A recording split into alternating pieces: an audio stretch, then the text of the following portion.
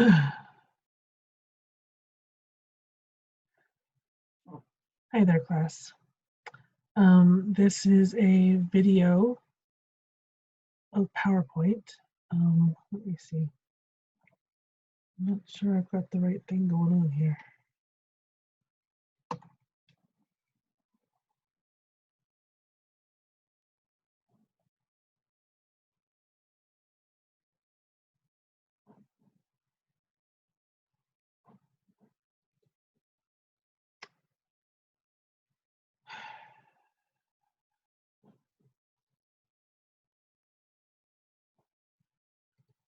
There we go.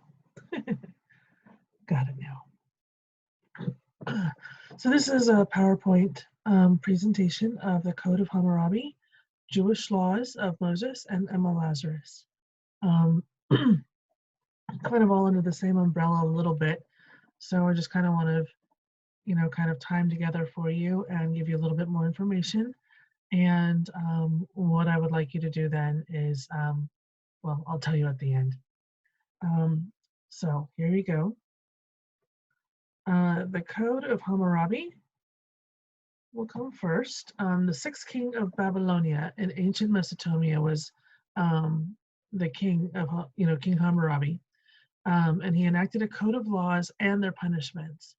The code includes about 282 laws that are based on social stratification, and that means based on your hierarchy within the social strata. And that means that laws apply differently depending on your social status, your gender, or if you were a slave rather than free. And then the 613 commandments in the laws of Moses, there again are 613 of them. Strangely, these include only the first two of the 10 commandments that are, you shall have no other gods before me, and you shall not make idols. And the rest of the 613 are split between positive and negative commandments. Positive commandments are commandments to perform good works, like take care of the poor. Negative commandments are things from which righteous Jews should not do, like eating pork or wearing mixed fabric garments. These commandments are not all in one writing, but they're dispersed throughout several. Some are found in the book of Leviticus, in the Torah, which is, you would find it in the Bible, first 5 books of the Bible. Some are in the books of rabbinical commentary called the Talmud. Some are in the apocryphal books in the Tanakh, like the rest of the Bible that's not New Testament. Also, which I didn't mention here, some of them were passed down through oral tradition from, word of mouth.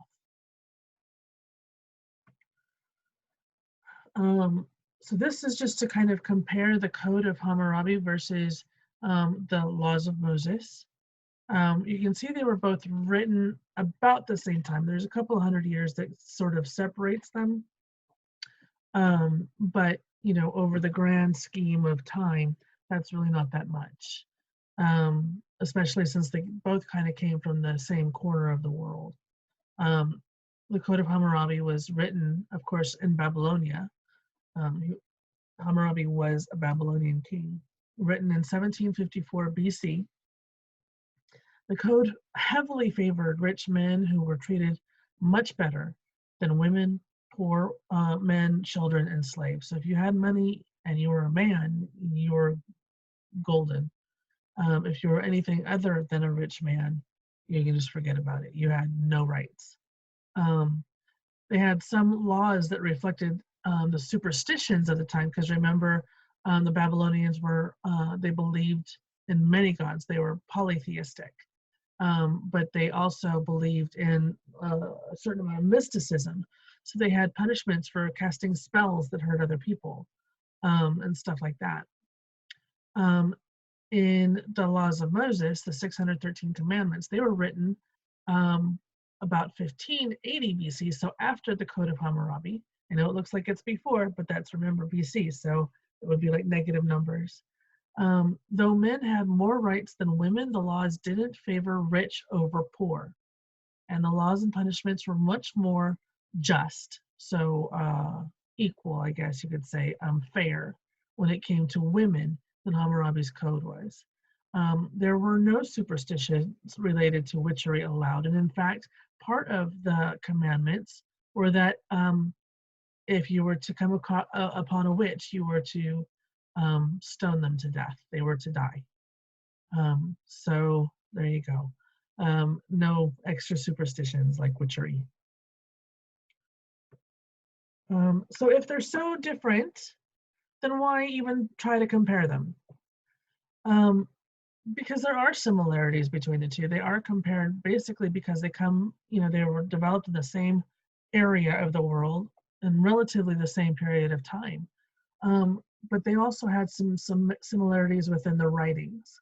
Most notably, they both contain the phrase, an eye for an eye, a tooth for a tooth. Perhaps you've heard this. In Hammurabi's code, they use that phrase for common everyday transactions. So if a man hits another man and the second man's tooth falls out, that first man will also have his taken out. Especially if they come to find out that the first man hitting the second man was not warranted. But in the laws of Moses, that phrase is only used as it pertains to war. So if you and another community are warring and you fight one another, it's telling you that whatever it is that your enemy does to you, you can only do that to them, not more. So it's a framework for limiting the amount of revenge a person can take in a war. So if your enemy in war plucks out your eye, you may only take his eye, no more than that. You can't have his eye and his arm. You can't kill him. You can only take from him what he has taken from you. And so it is that after thousands of years, Hammurabi's code is only something we read about in history books, but the laws of Moses continue to be used today.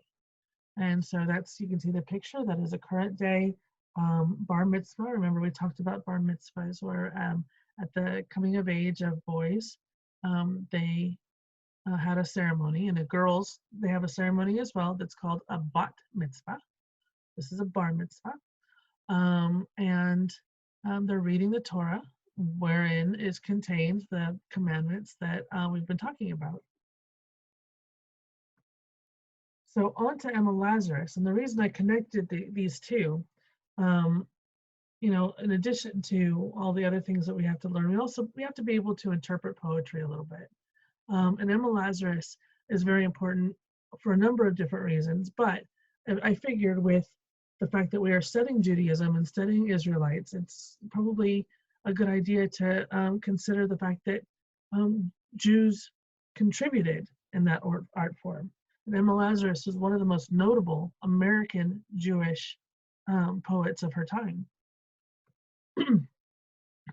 She was born in July of 1849 and died in November of 1887. So she was actually only alive for about 38 years. I don't know how she died. I did not go that far into her history. But I know she was, you can see the Statue of Liberty in the background as they're building it. She was born in New York City. She was the author of poetry, prose, and translations of poetry and prose from other languages, as well as an activist for Jewish causes. Given that time, this is like the 1880s and so forth, there was a lot of immigration that was coming in from other countries, particularly Jewish immigration. And so they were not well treated when they first got here. They were the newcomers. They were the lowest on the totem pole, basically. So there were a lot of people like her that wanted to take up for their causes to help them to realize the American dream and the American promise of freedom for all. And she wrote the New Colossus, which was a sonnet, which is a type of a poem that is inscribed on a pedestal of the Statue of Liberty. So it's a little bit blurry, but right here is the actual statue itself.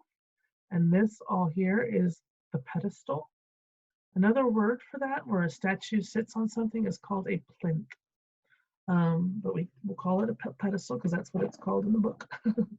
um, right down here at the bottom, I mean, it's very, very small. You can, uh, um, it's very difficult to quantify how tall people are in this picture because this is an enormous statue. But it's just like right here. There's oops. Um, there's a door right there, and next to it is where the plaque is.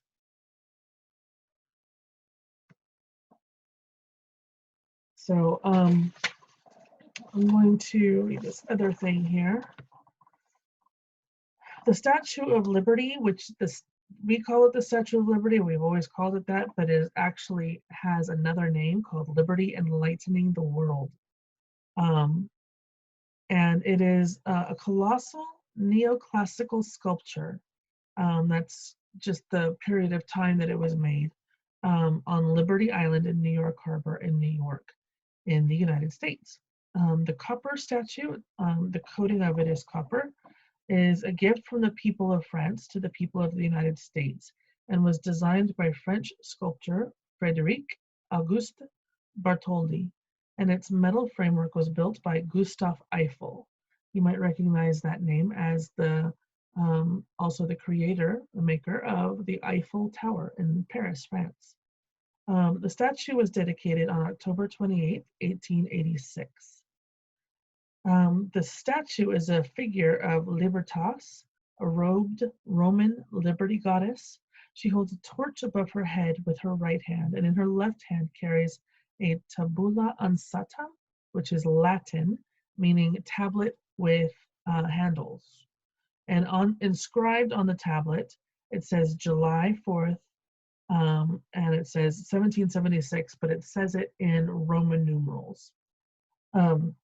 So basically it says July IV MDCCLXXVI, which is Roman numerals for 1776, which is the date, of course, of the Declaration of Independence, when we declared our freedom from England. A broken shackle and chain lie at her feet. A shackle is the metal band that people put onto the feet and hands of people that are either criminals or at that time were slaves. So the broken shackle and chain lie at her feet as she walks forward, commemorating the recent national abolition of slavery. After its dedication, the statue became an icon of freedom and of the United States, seen as a symbol of welcome to immigrants arriving by sea. So as I said, there were a lot of people coming over from Europe, Northern Europe, etc. And they were immigrants, some of them refugees, but there was really no cause for that classification back then because our borders were pretty much open to just about anybody. So because of the post-war instability, both in America and in France, because France had had their revolution a few years before, and we had finished our Civil War, American Civil War, about 20 years before, work on the statue did not commence until the early 1870s. In 1875, Laboulaye proposed that the French finance the statue and the United States provide the site and build the pedestal. So that's what they did. Bartholdi completed the head and the torch-bearing arm before the statue was fully designed, and these pieces were exhibited for publicity at international expositions. And what that did basically was inspired Americans and French alike to contribute financially to the finishing of the statue. The torch-bearing arm was displayed at the Centennial Exposition in Philadelphia in 1876, which was 100 years after the Declaration, and in Madison Square in Manhattan from 1876 to 1882. So for several years, parts of it were created without actually having been made into the statue. The statue was built in France and shipped overseas in crates and assembled on the completed pedestal on what was then called Bedloe's Island. Now, of course, it's called Liberty Island. The statue's completion was marked by New York's first ticker tape parade and a dedication ceremony presided over by then President Grover Cleveland. And so you can see all the different pieces as they were made. There's the torch right there, and that was on display in Manhattan for, like it said, about 6 years. There is her face. There is her body there that has yet to have the torch um, put on and doesn't have a face yet, and her foot. Lazarus, Emma Lazarus was so inspired by the spirit of cooperation and support for immigrants that she wrote the new Colossus.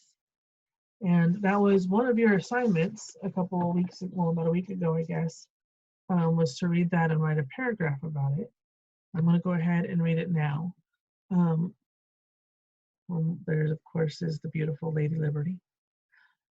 Not like the brazen giant of Greek fame, with conquering limbs astride from land to land.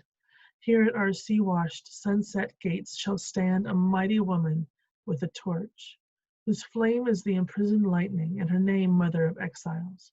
From her beacon hand glows worldwide welcome. Her mild eyes command the air-bridged harbor that twin cities frame. Keep, ancient lands, your storied pomp, cries she with silent lips. Give me your tired, your poor, your huddled masses, yearning to breathe free. The wretched refuse of your teeming shore, send these, the homeless, tempest-tossed to me. I lift my lamp beside the golden door.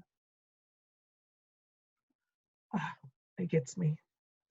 But it gets me because I understand what it's saying. So we're going to go ahead and kind of do a little mini translation of the poem. Oh no! Let me move this over here. Okay, so what it says is what I just read to you. And what it means is she's a Roman goddess. So not like the brazen giant of Greek fame, she's a Roman. With conquering limbs astride from land to land, means that she's connecting America to Europe. Here at our sea-washed sunset gates shall stand a mighty woman with a torch. So she lives here. She is American.